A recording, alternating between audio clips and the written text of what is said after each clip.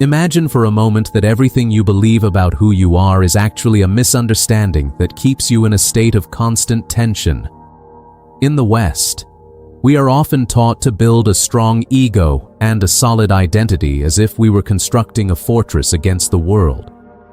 Yet the Buddha proposed a radical alternative called Anatta, which is often mistranslated as a cold or empty nothingness. This teaching is not an invitation to disappear, but a profound gateway to a life without the heavy chains of self-importance.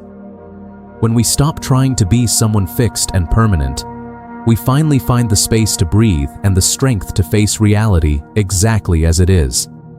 This is not the end of your story, but the beginning of a genuine and unshakable freedom that comes from seeing the truth behind the mask. To understand why we feel so attached to the idea of a fixed self, we must look back at the long journey of our species through the lens of evolutionary psychology. Our brains did not evolve to perceive the ultimate truth of reality. They evolved to keep us alive long enough to pass on our genetic legacy to the next generation.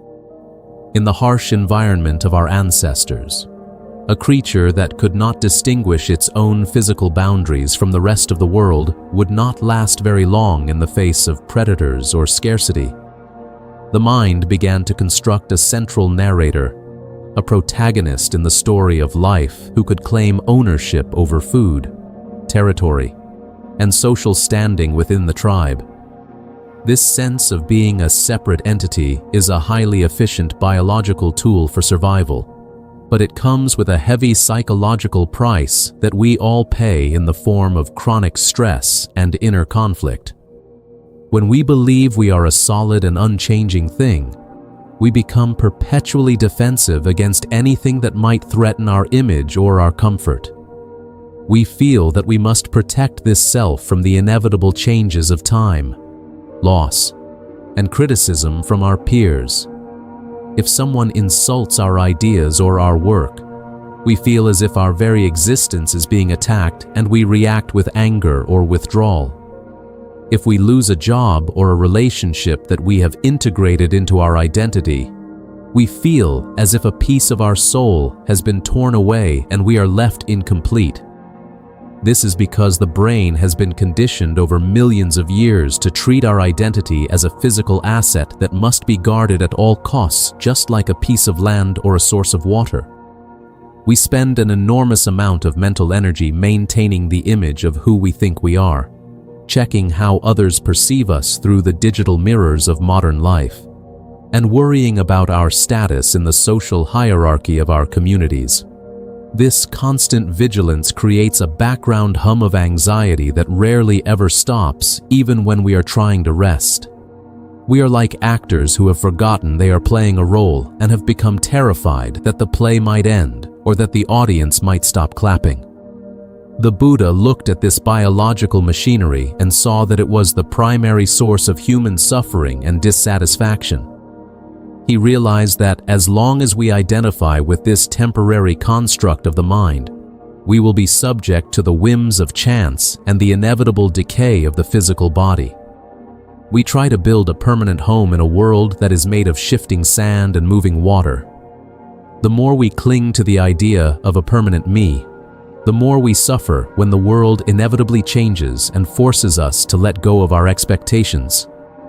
We are caught in a loop of craving for things that bolster our sense of self and fearing things that diminish it in the eyes of others. This survival mechanism served us well in the wilderness where physical threats were everywhere.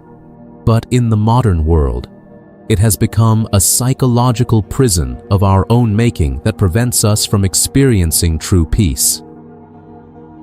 If we take a moment to sit quietly and look directly into the flow of our own experience without any judgment, the solid wall of the self begins to dissolve into 1,000 different streams of information. The Buddha invited us to analyze our existence through the 5 components of being, which act like a collection of moving parts rather than a single fixed machine. First, there is the physical body, a collection of elements that are constantly being exchanged with the environment through every breath, every meal, and every moment of warmth from the sun. There is no point where the air becomes you or stops being you because it is a continuous movement of energy and matter. Then there are feelings, those basic reactions of pleasant, unpleasant, or neutral that arise whenever we encounter the world through our senses.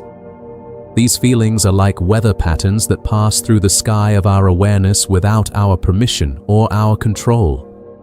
Next are our perceptions, the labels we put on things to make sense of them and the way we recognize shapes and sounds, followed by the mental formations which include our habits, reactions, and the endless stories we tell ourselves about the past and the future.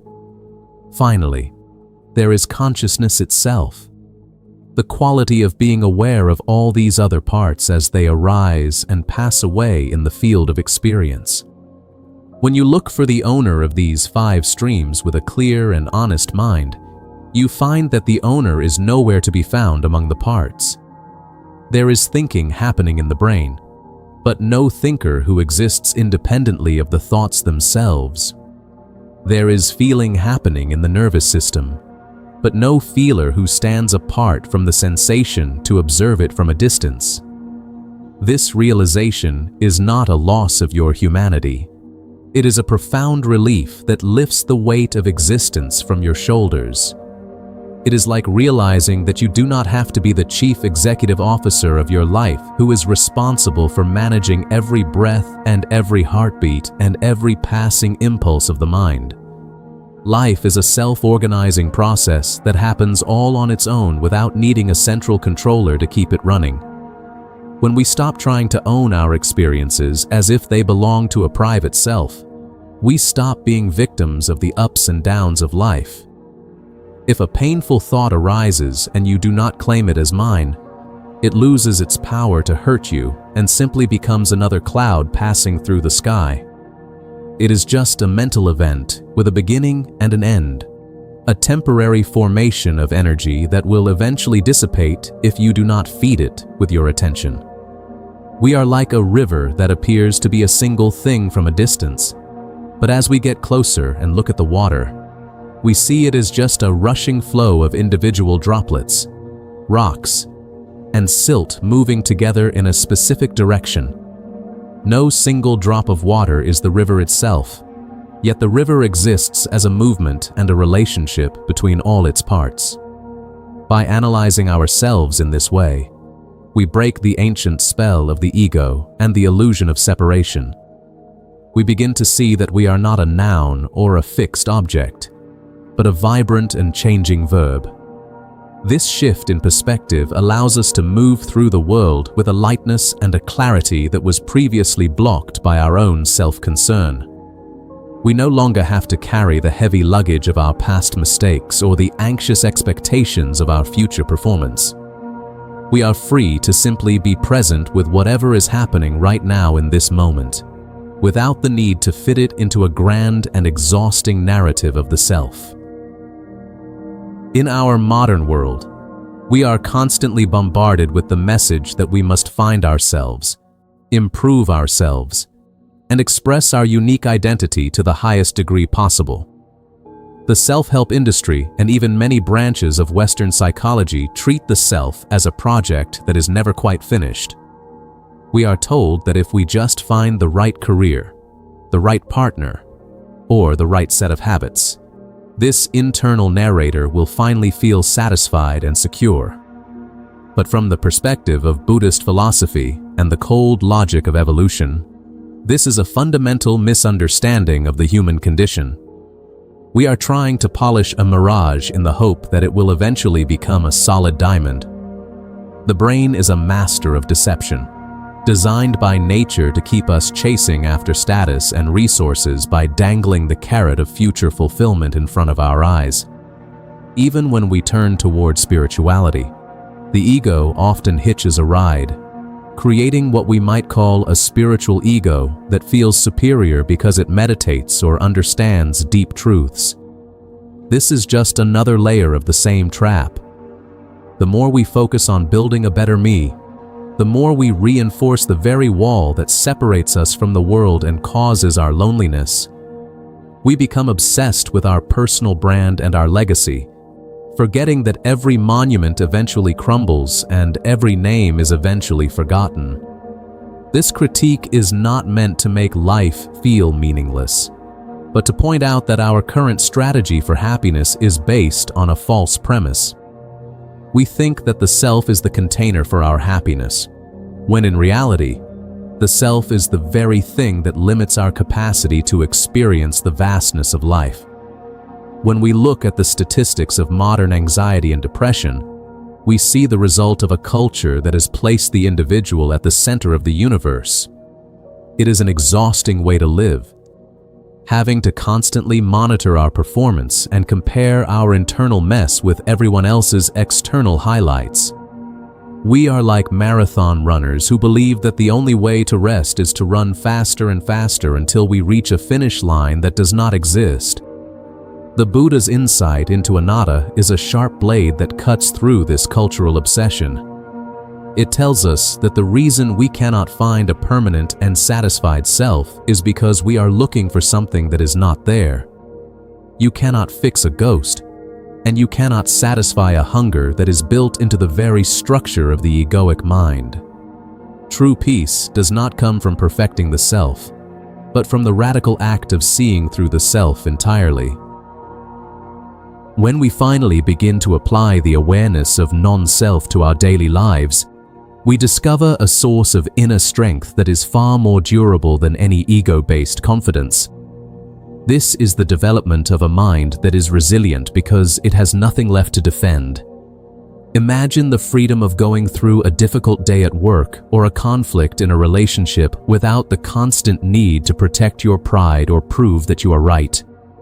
When there is no solid self at the center of the storm, the insults and the setbacks pass through you like wind through the branches of a tree rather than hitting you like a brick wall. This is not a state of indifference or passivity. It is a state of intense and clear engagement with reality. You can work harder and love more deeply because you are no longer distracted by the fear of what these experiences might mean for your identity. Your actions become a natural response to the needs of the moment rather than a performance for an audience. In your relationships, Anatta allows for a profound compassion to emerge. When you realize that the person in front of you is also a flowing process of sensations and stories just like you, the boundaries of resentment and judgment begin to soften. You see that their anger or their selfishness is not a personal attack on you, but a manifestation of their own conditioning and their own struggle with the illusion of self. This perspective creates a space for genuine connection that was previously blocked by the friction of two egos rubbing against each other. This is the true meaning of resilience in the face of life's inevitable challenges. It is the ability to remain calm and clear-eyed even when the world is in chaos. Because you have recognized that the core of your being is not a fragile thing that can be broken by external events. You are the awareness in which all these events occur, not the character who is being pushed around by them. This clarity brings a sense of lightness to everything you do. You can play the game of life with full commitment, knowing all the while that it is a dance of changing forms rather than a life or death struggle for the survival of an identity. You find that you have more energy for others because you are no longer spending it all on the maintenance of your own egoic fortress. This is the practical application of wisdom in the modern world. It is a way of being that is grounded in the truth of change and the beauty of interconnectedness. As we conclude this exploration, it is important to remember that the path of Anatta is not a destination to be reached, but a way of seeing that is available in every single breath. It is the quiet realization that you are not the voice in your head, but the one who hears it. You are not the emotions that ripple through your chest, but the space in which they arise and fall away. By letting go of the heavy burden of being someone fixed and separate, You open yourself up to the vast and mysterious flow of the entire universe.